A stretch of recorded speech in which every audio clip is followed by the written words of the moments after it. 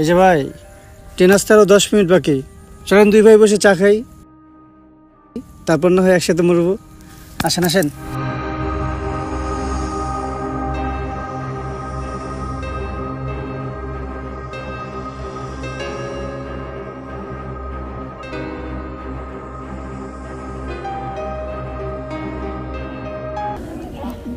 আচ্ছা ভাই, এখন বলেন কি এমন কারণ যার জন্য আপনি এই পৃথিবীর মায়া ত্যাগ করতে চাচ্ছেন? একটু শুনি আমিও। ভাই, আজকে আমার প্রিয় মানুষটার বিয়ে ভাই। আচ্ছা, যার নিয়ে আমি আমার পৃথিবী সাজাইলাম, তারা ছাড়া এই পৃথিবীতে কেমনে বেঁচে থাকবো ভাই? আমি কেমনে বেঁচে থাকবো ভাই? জানেন ভাই, আমারও একটা প্রিয় মানুষ ছিল, মীরা।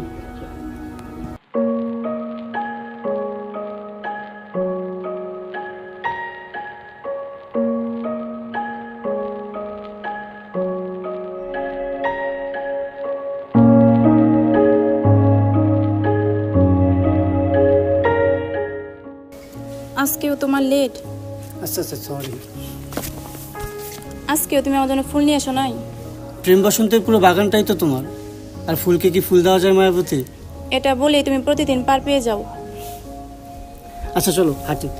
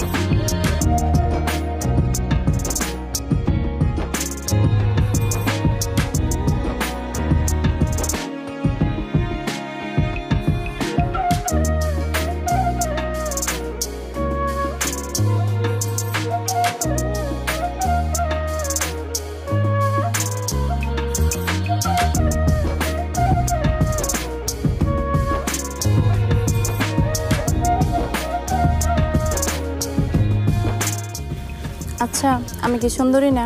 তুমি ভীষণ সুন্দর, তবে সুন্দরী নও। কেন? তোমাকে সুন্দরীদের তালিকায় রাখতে পারলাম না, তোমাকে শুধুই সুন্দরদের তালিকায় রাখলাম। কেননা সুন্দরীদের ভিতর ভেজাল থাকলেও থাকতে পারে, হলেও হতে পারে।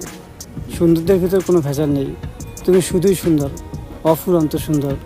তুমি এতই সুন্দর যে তোমার সৌন্দর্যই পারে পৃথিবীর ভয়কে ধ্বংস করে দিতে। একটা চাকরি তো কোনোভাবেই ম্যানেজ করতে পারতেছি না, কী করবো বল না? আচ্ছা, চিন্তা করিস না, হয়ে যাবে।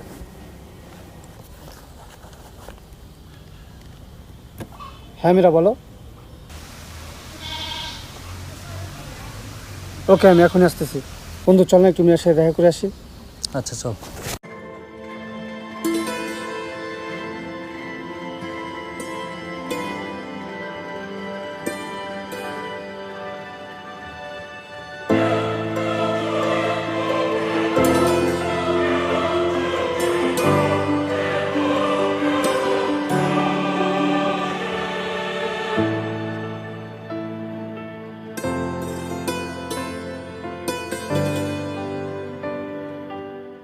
হঠাৎ এত জরুরি তলব কেন ম্যাডাম? জরুরি কথা বলার জন্যই তো ডেকেছি। আচ্ছা বলো। বাবাকে কোনোভাবে বোঝানো যাচ্ছে না, তার উপর পাত্রের 70,000 টাকা স্যালারি। এই অবস্থায় তোমার কথা কিভাবে বাবাকে বলি? চলো তাহলে আমরা পালিয়ে যাই। এটা আমার দ্বারা কখনোই সম্ভব না। আমি একজন বেকার প্রেমিক, কবিতা দিয়ে আসলে জীবন চলে না। আমি তোমাকে ছাড়া বাঁচবো না আশিক। কখনো কখনো বাঁচতে হয় মীরা, বাস্তবতা ভিন্ন কথা বলে, বাস্তবতা মেনে নিতে হয়।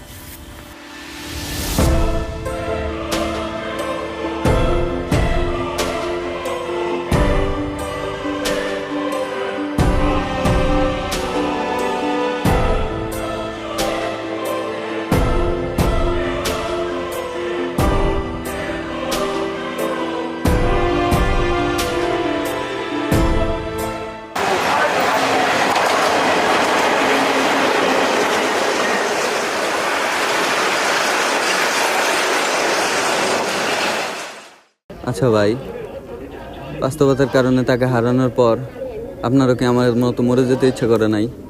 না, আমি আবার নতুন করে শুরু করতে চেয়েছিলাম, কিন্তু ভাগ্য সহায় হয়নি।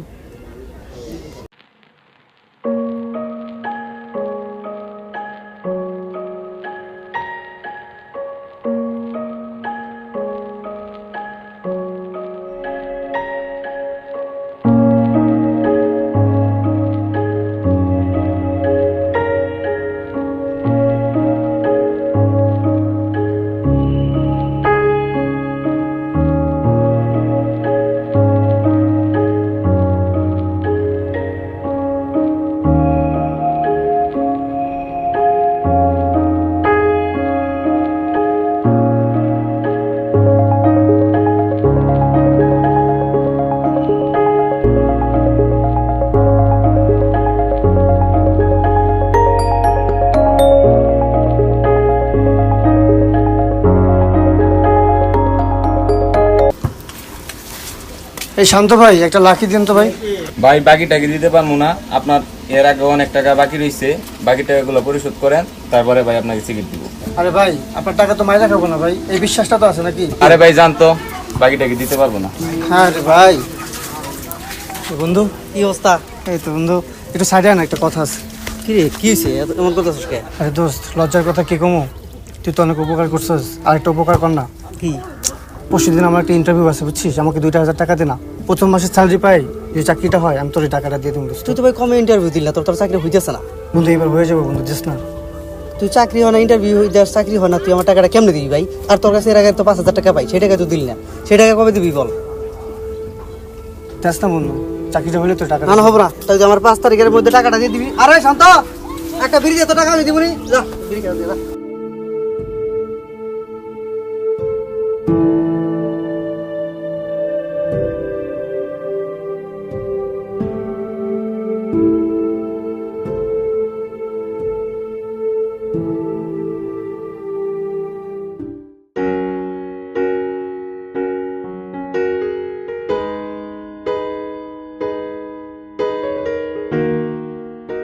আমাদের এই শহরে মামা খালু ছাড়া চাকরি না হলেও আমাদের এই সমাজ চাকরিহীন ছেলেটাকে খুব সহজে একটা নাম দিয়ে দেয়, বেকার।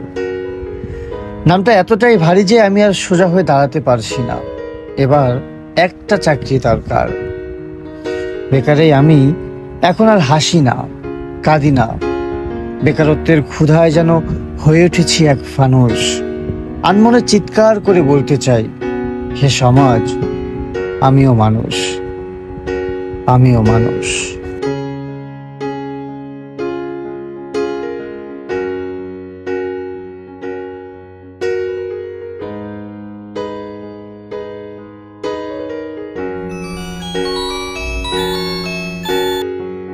আশিক, মা তো আর আমাদের মাঝে নেই রে।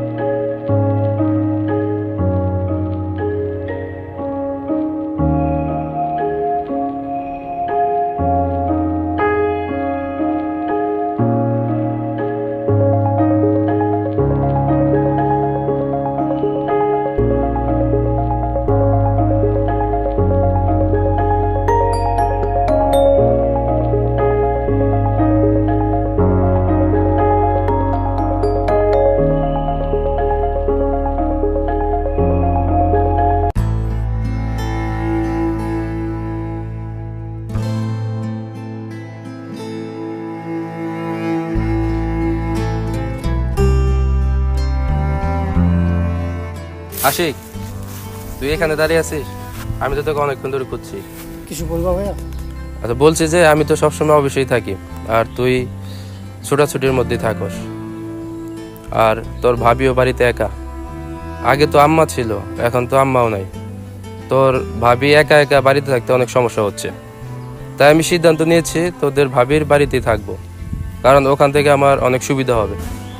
ওখান থেকে আমার অফিসও কাছে। তো আজকে আমরা চলে যাচ্ছি। আর বলি কি, তো বাবা মা যে জমিটুকু আমাদের জন্য রেখে গেছে, তো জমি বলতে কি আমাদের ভিটামাটি ছাড়া তো আর কোনো কিছু নাই। তো ওই ভিটামাটি যদি যতটুকু আছে ততটুকু যদি আমার নামে লিখে দিস, তাহলে তোকে কিছু টাকা দিলাম, এই টাকা নিয়ে তুই একটা বিজনেস করতে পারবি। ভাই আমার টাকা লাগবে না, তুমি পেপার রেডি করো, আমি সাইন করে দিচ্ছি।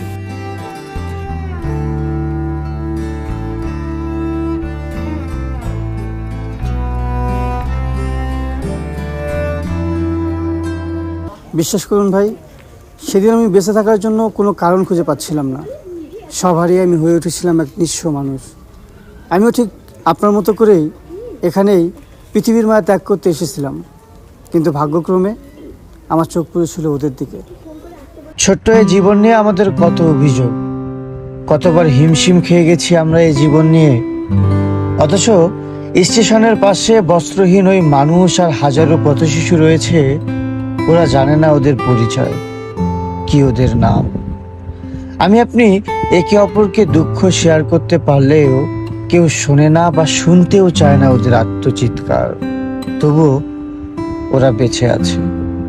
আসলে বাঁচতে হলে কেবলই নিজের জন্যই বাঁচা উচিত, আর কাউকে ভালোবাসলে কেবলই ভালোবাসার জন্যই ভালোবাসা উচিত। কোনো কিছু পাওয়ার আশা বা আক্ষেপ ছাড়াই ভালোবাসা উচিত। আমরা ভালোবাসতে গিয়ে একে অপরের প্রতি নির্ভরশীল হয়ে পড়ি। আমাদের মনে রাখা উচিত, কেউই চিরকাল পাশে থাকে না।